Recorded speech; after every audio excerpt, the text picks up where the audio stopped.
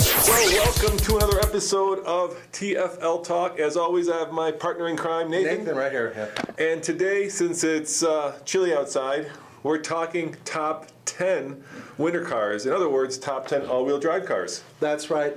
We wanted to discuss just a little bit about the all-wheel drive systems and four-wheel drive systems in some of the vehicles we've recently driven, at least for the 2014 model year. And we have quite a few vehicles here that are unique, and actually not all all-wheel drive systems are alike. No, they're very technical and very different.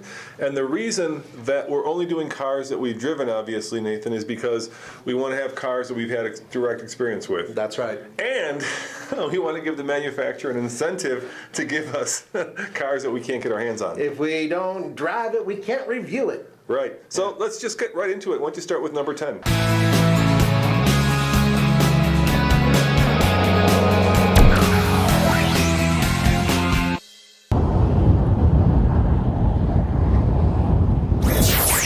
Okay, number 10, we put down the new Nissan Rogue. And this comes directly out of Nissan. They call it intelligent. Yeah, intelligent all-wheel drive. I wouldn't call it intelligent. I'd say it's thoughtful. All right, guys, as you can tell, I'm on sheer ice on an incline, and I don't want to fall, but Nathan's behind the wheel of the brand new 2014 Nissan Rogue. Say hi, Nathan. Hi, Nathan. Now, the cool part about the Rogue is that it's got this feature where if the front wheels slip, it allocates power to the rear wheels. And we're going to show that on this incline on pure ice. So Nathan, go on up.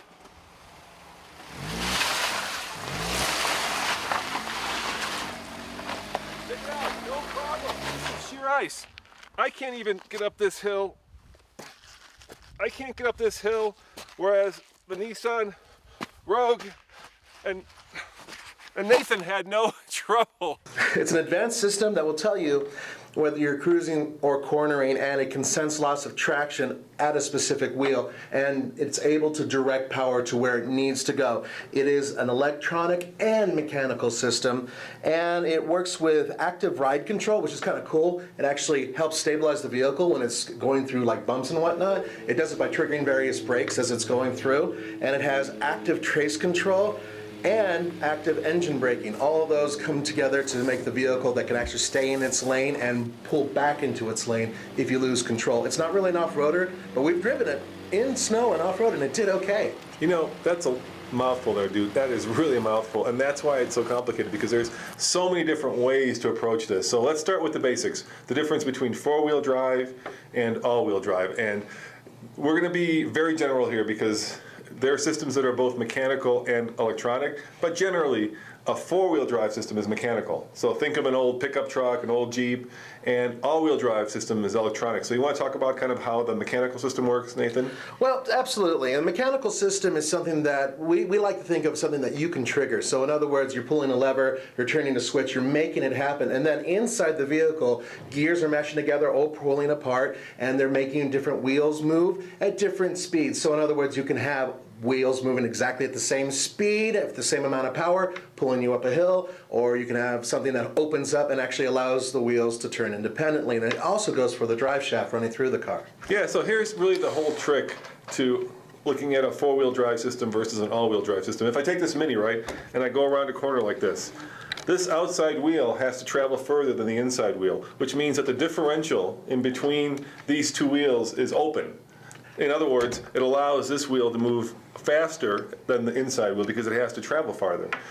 And in a traditional four-wheel drive system, what you could do is you could lock this front differential. So the car was driven by its rear wheels, you would throw a lever, and then in the old days, you actually have to go outside and you have to lock the hubs. The hubs, yeah. Yeah, manually, like Nathan was saying. And then these two wheels would travel at the same speed, which was great in low traction situations like rock crawling, but not so good if you do it and then you hit dry pavement, because all of a sudden the car is kind of stuttering around because the wheels are locked at the same speed going around corners. That's right. Now we're going to jump to number 9, because this is a different type of all-wheel drive system, and it's something that's very popular, and it's called the Haldex all-wheel drive system. What's the car? This one is the Volvo XC60. Now you drove that in Vegas. Yes, I did. I drove the newest one in Vegas, but the one I drove was front-wheel drive. The older one that I drove and you drove was the all-wheel drive one with this system, and it's instant traction. And what it basically does is it works with engine torque. It can actually retard the engine, draw it back a little bit on top of traction control, braking, and everything else to have the all-wheel drive system work in the most efficient and most traction-worthy form. And in this case, it says when a tire loses traction, power is reduced to that wheel and instantly transferred to the more sure-footed wheels. Of course, if you have wheels that none are sure-footed, then it's in trouble, as we proved once when we took one off-road. And you know, I just proved that in the Bentley because I had the traction control system on.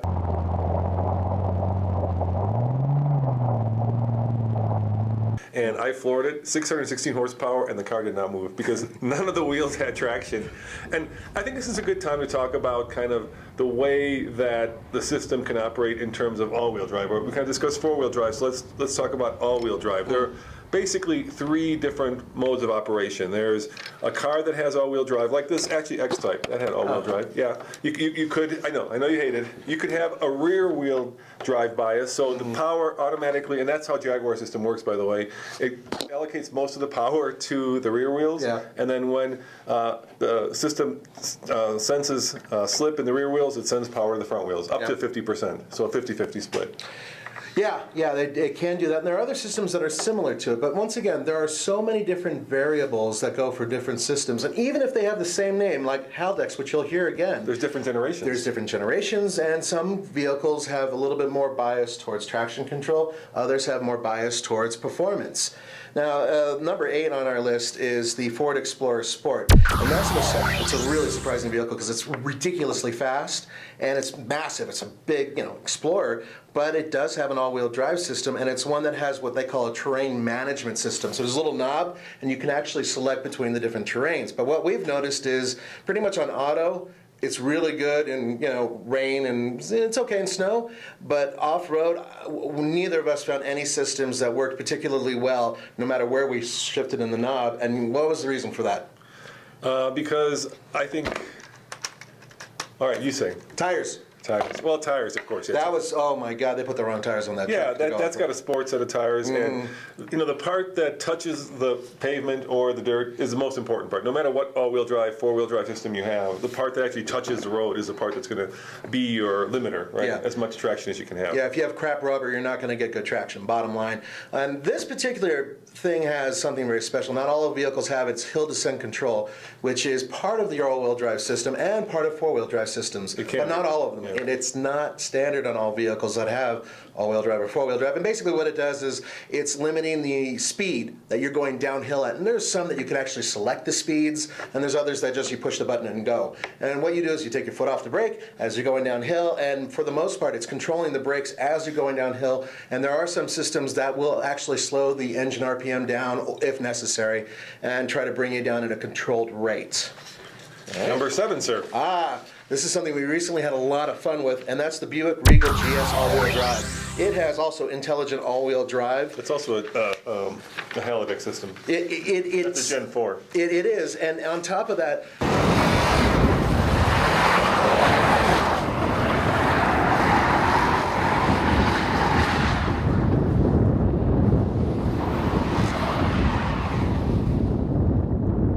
the way it was described to us is that it's both mechanical and electric. So it's trying to figure out the best usage of the all-wheel drive system to get you from point A to point B. But what's real cool about it is you can defeat almost all of the traction control and drive like an absolute maniac on the ice, which is really cool. Which is what you did. Yeah, it was so much fun. It was great. And that's a great example of a system that's the exact opposite of the Jaguar. It's front-wheel drive biased, right? So the front wheels are driving the car, and then when the system detects slippage in the front wheels, it sends up to 50% of the power to the rear wheels. So instead of going rear to front bias, you're going front to rear bias. I think it's actually more than 50% up to Yeah, I think rear you're wheels. right. I think it can. And that's, each system is a little bit different, and it can be tuned differently. So this is a very technical and complicated area. Now, if you take it from the Buick, which is really built for roads, okay, then you can go up to the next level, which is number 6, and that's the Range Rover Evoque. And that has, it's a Haldex system, but it's built for real off-roading, for a crossover.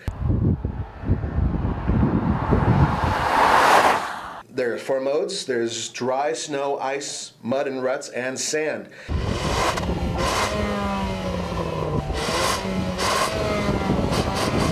And each mode sets, this is according to Rover, each mode sets the base torque split of the Haldex, tweaks the sensitivity of the throttle pedal, optimizes the transmission shift points, and alters the aggressiveness of the brake by a limited slip function that operates through the open front and rear differentials. That's a mouthful. That was one sentence, man, and they wrote it, I didn't. So the point is that what it's doing is it's using mostly its intelligence system to judge how much slip is on one tire and how much grip is on another, and move it around so you can get over obstacles easier. Yeah, and that's also another thing that we should talk about. There are potentially 3 differentials you can have on a vehicle, and this obviously only has one because it's a Mini, but if, let's say this was just the bottom of a typical very hardcore all-wheel drive vehicle, you can have a differential in the front, you can have one in the middle, and you can have one in the rear. So when you lock the middle one, what you're doing is you're allocating the same amount of power to the front and to the back. But these are still open, which means that really you're only getting 2-wheel drive. One wheel's driving the front, one wheel's driving the back. Then you can also lock the differential in the front and in the back on, like some of the Land Cruisers, some of the Lexus does that.